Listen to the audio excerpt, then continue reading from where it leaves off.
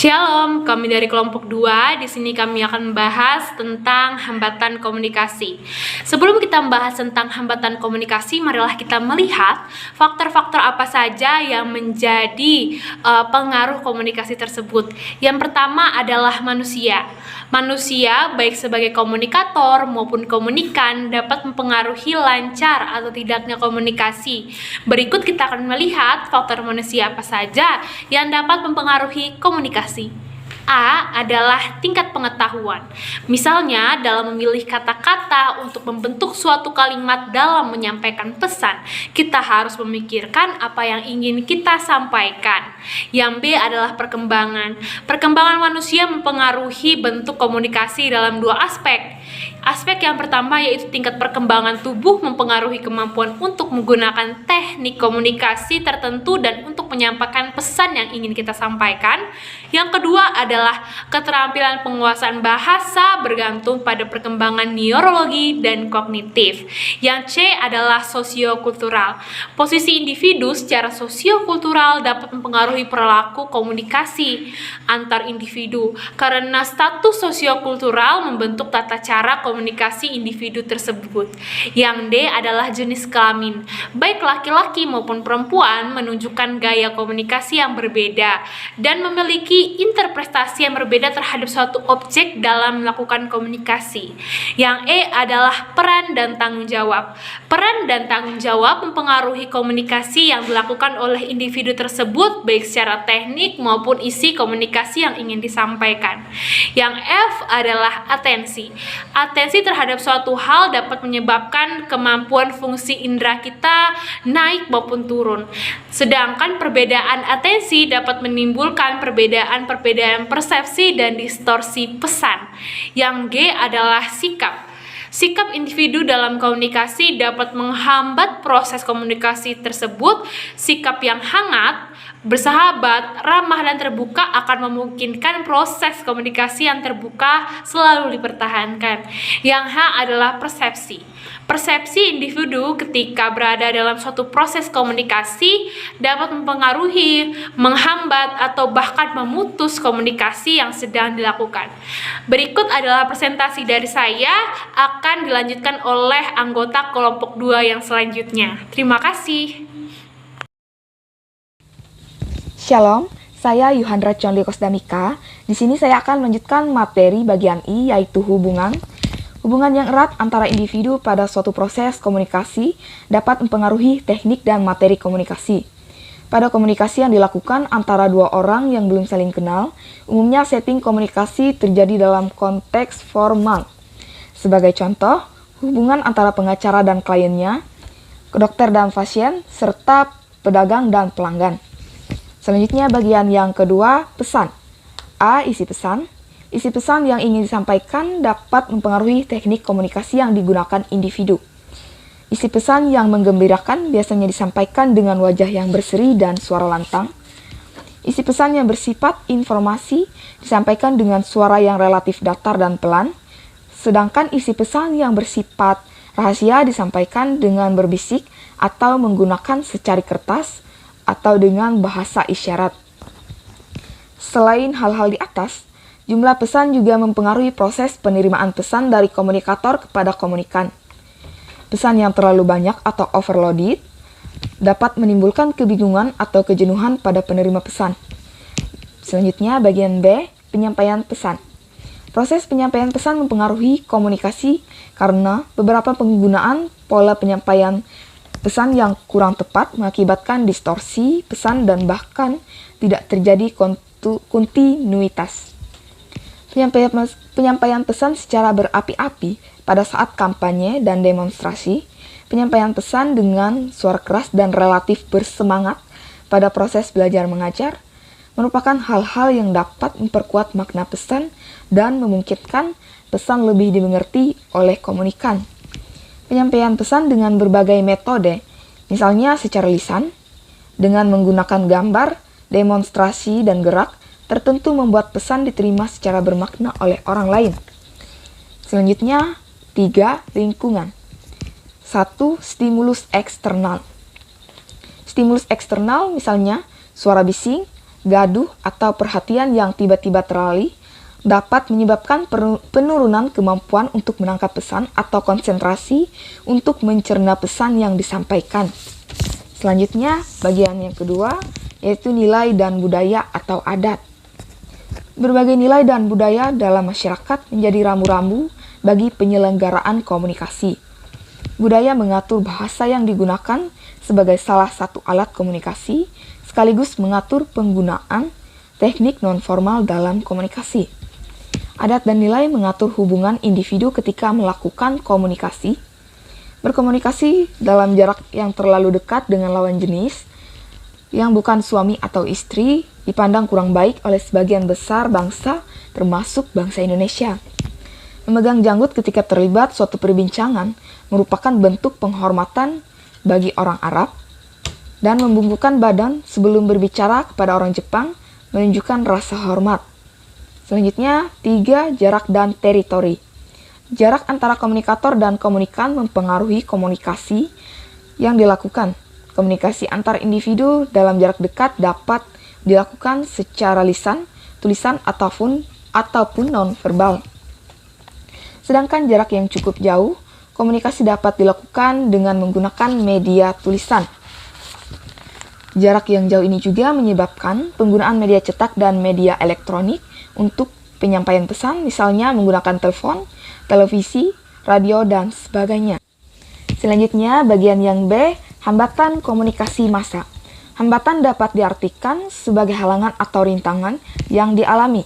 Dalam konteks komunikasi dikenal pula gangguan atau disebut juga dengan mekanik ataupun semantik. Gangguan ini masih termasuk dalam hambatan komunikasi. Efektivitas komunikasi salah satunya akan sangat tergantung pada seberapa besar hambatan komunikasi yang terjadi. Di dalam setiap kegiatan komunikasi, sudah dapat dipastikan akan menghadapi berbagai hambatan. Hambatan dalam kegiatan komunikasi yang manapun tentu akan mempengaruhi efektivitas proses komunikasi tersebut.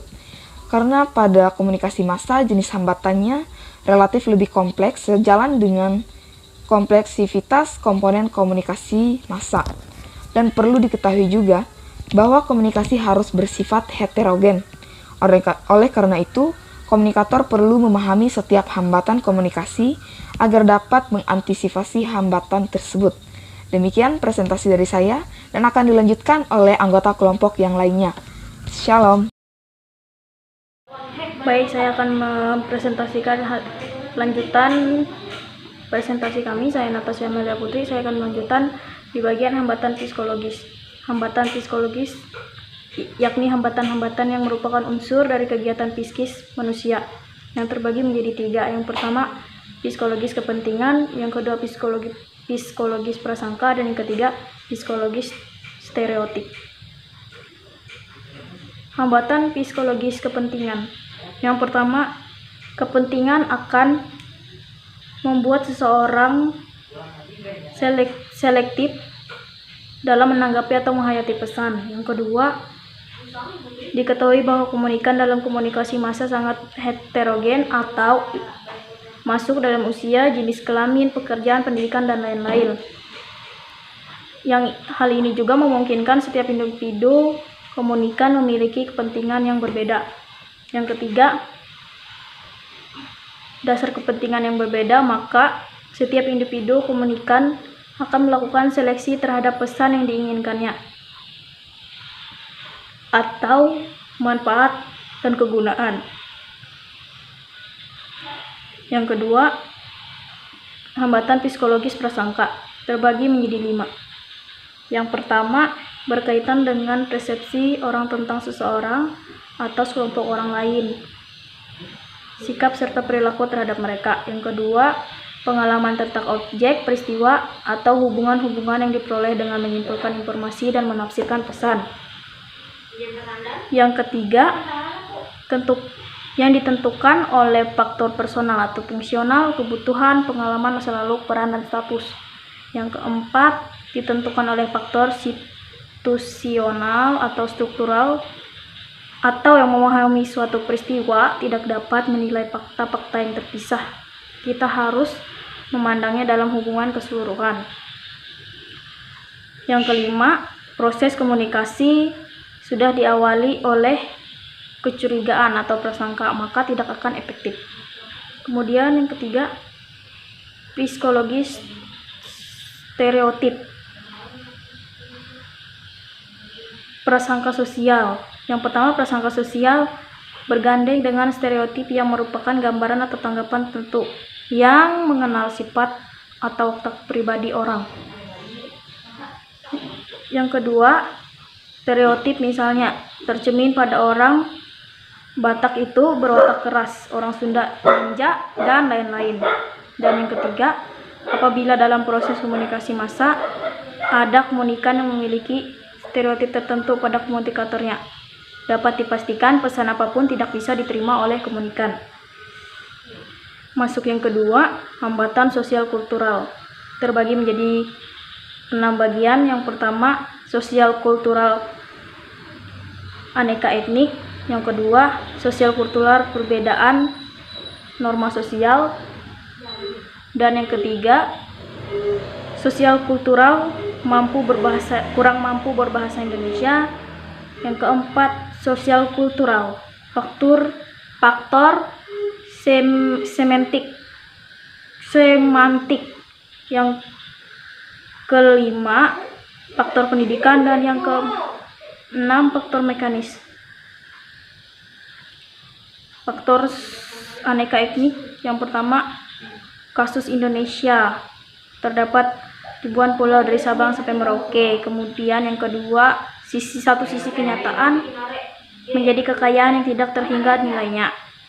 Sehingga di sisi lain realitas tersebut menjadi salah satu faktor penghambat dalam kegiatan komunikasi massa. Kemudian perbedaan norma sosial. Yang pertama, perbedaan budaya sekaligus juga menimbulkan perbedaan norma sosial yang berlaku di masyarakat. Yang kedua, komunikator komunikasi harus bersikap hati-hati, terutama dalam menyusun pesan, yang artinya apakah pesan yang disampaikan tidak melanggar norma sosial tertentu. Yang ketiga, komunikator perlu membekali diri dengan beragam pengetahuan mengenai norma sosial yang berlaku di masyarakat luas. Yang ketiga, kurang mampu berbahasa Indonesia. Yang pertama, keragaman etnik menyebabkan keragaman bahasa yang digunakan dalam pergaulan sehari-hari. Yang kedua, pada gilirannya dapat menyulitkan penyebarluasan kebijakan program-program pemerintah yang dikomunikasikan melalui media massa. Yang keempat, hambatan sosial kultural semantik. Yang pertama, semantik adalah pengetahuan tentang pengertian atau makna kata yang sebenarnya. Hambatan ini sendiri adalah hambatan mengani bahasa. Yang kedua, hambatan semantik juga diakibatkan oleh 3 hal, yaitu komunikator terlalu cepat dalam berbicara, adanya perbedaan makna kata, dan adanya pengertian konotatif. Kemudian yang kelima, faktor pendidikan. Yang pertama, halayak dalam komunikasi bersifat heterogen, salah satunya pada aspek pendidikan. Yang kedua, masalah akan timbul manakala komunikan yang berpendidikan rendah tidak dapat mencerna pesan komunikasi massa secara benar karena keterbatasan daya nalar dan daya tangkapnya. Yang keenam, yang terakhir, faktor mekanis. Yang pertama, faktor mekanis merujuk kepada berbagai hambatan yang pada komunikasi massa yang disebabkan oleh terganggunya peralatan. Yang kedua, misalnya pada TV, antena kurang dapat menangkap sinyal gelombang elektromagnetik, warna tidak jelas, dan layar banyak, dan lain-lain. Yang ketiga, pada radio, misalnya suara tidak jelas atau putus-putus dan lain-lain. Yang keempat, pada surat kabar dan majalah, biasanya tulisan tidak jelas, salah pemotongan kata, sambungan berita yang tidak akurat, dan lain-lain. Sekian. Shalom, perkenalkan nama saya Napa. Di sini saya akan melanjutkan materi yang telah disampaikan sebelumnya, yaitu hambatan interaksi verbal. Hambatan ini terdiri dari 4, yaitu yang pertama hambatan interaksi verbal polarisasi. Nah, hambatan ini kecenderungan untuk melihat dunia dalam bentuk lawan kata dan menguraikannya dalam bentuk ekstrim, seperti baik atau buruk, positif atau negatif, sehat atau sakit, serta pandai ataupun bodoh. Seandainya komunikator maupun komunikan melihat seperti itu, maka sudah dapat dipastikan keduanya selalu akan terjadi sikap apori. Padahal konteks tersebut dibutuhkan komunikator dan komunikan harus bersifat netral. Hambatan yang kedua yaitu hambatan interaksi verbal orientasi internasional. Hambatan ini mengacu pada kecenderungan kita untuk melihat manusia, objek atau kejadian-kejadian secara dengan ciri yang melekat pada mereka. Seperti contohnya, seorang presenter yang sedang berbicara di layar TV, dan kebetulan wajah presenter tersebut kurang menarik, maka biasanya komunikan akan internasional menilai tidak menarik sebelum mendengar apa yang dikatakannya. Nah, cara mengatasinya dengan memberikan perhatian utama. Perhatian yang kita berikan itu seperti gambar atau benda kejadian-kejadian di dunia dengan sesuai yang kita lihat. Hambatan yang ketiga yaitu hambatan interaksi verbal evaluasi statis.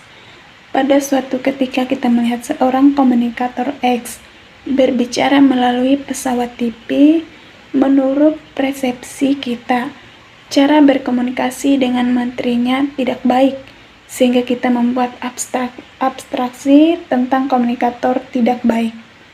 Evaluasi kita tentang komunikator tersebut bersifat statis, tidak berubah.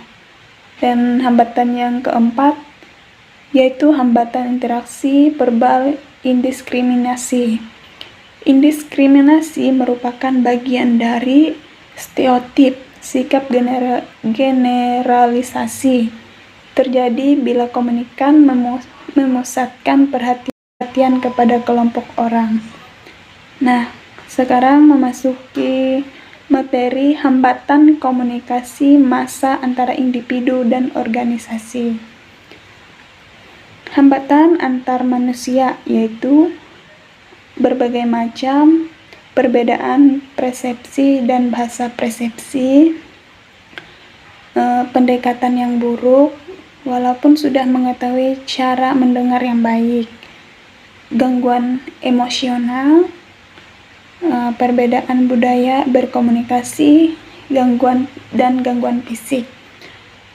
Yang kedua, hambatan komunikasi dalam organisasi yang meliputi kelebihan informasi, kurangnya penyaringan yang tidak dapat kita meneruskan suatu pesan, iklan komunikasi yang tertutup dan tidak memadai pertukaran.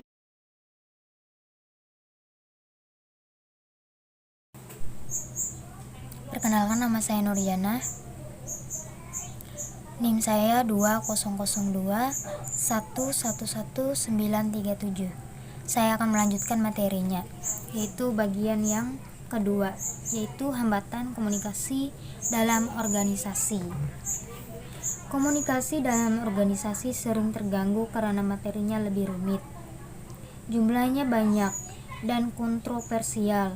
Hambatan-hambatan komunikasi dalam organisasi meliputi, yaitu yang pertama, kelebihan beban informasi dan pesan yang bersaing. Perkembangan teknologi telah menyebabkan jumlah pesan dalam suatu organisasi meningkat tajam hingga kecepatan yang semakin tinggi. Pesan melalui surat dari pos, email, dan telepon dari berbagai sumber telah membanjiri organisasi dan masing-masing bersaing untuk memperoleh perhatian lebih awal. Hal itu bisa berakibat pada adanya pesan yang tidak ditanggapi, pesan yang dianggap tidak penting, atau pemberian respon yang tidak akurat.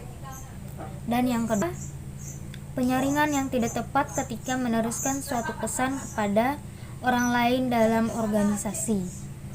Biasanya terjadi penyaringan yang tidak dilakukan dengan memotong atau menyingkat pesan. Pesan dalam organisasi dikirim melalui berbagai saringan, misalnya melewati penjaga pintu terlebih dahulu, karyawan kantor depan, sekretaris, baru kemudian sampai kepada pimpinan. Bisa jadi suatu pesan penting tidak sampai sebagian atau bahkan seluruhnya karena telah dipotong atau dibuang. Bagian yang ketiga, iklan komunikasi tertutup atau tidak memadai. Pertukaran informasi yang bebas dan terbuka merupakan salah satu ciri komunikasi yang efektif. Iklim komunikasi sangat terkait dengan gaya kepemimpinan. Gaya manajemen yang tertutup cenderung menghambat pertukaran informasi. Demikian pula saluran yang terlalu banyak bisa mengubah pesan seketika bergerak vertikal atau horizontal dalam sebuah organisasi. Permasalahan komunikasi biasanya merupakan suatu gejala bahwa ada sesuatu yang tidak sesuai. Permasalahan dalam komunikasi menunjukkan adanya masalah yang terpendam. Hambatan komunikasi ada yang berasal dari pengirim, yaitu komunikator, transmisi, maupun penerima, yaitu komunikan, organisasi. Selanjutnya yaitu hambatan komunikasi massa pada pemasaran. Bagian yang A, hambatan pada sumber. Hambatan komunikasi pada sumber umumnya berupa perumusan tujuan yang kurang jelas. Hal ini sering terjadi karena kurangnya fokus pada benefit produk. Kegagalan dalam tahap ini bisa berdampak pada perumusan pesan iklan yang tidak jelas kaitannya dengan kebutuhan konsumen. Bagian B, hambatan dalam sistem encoding.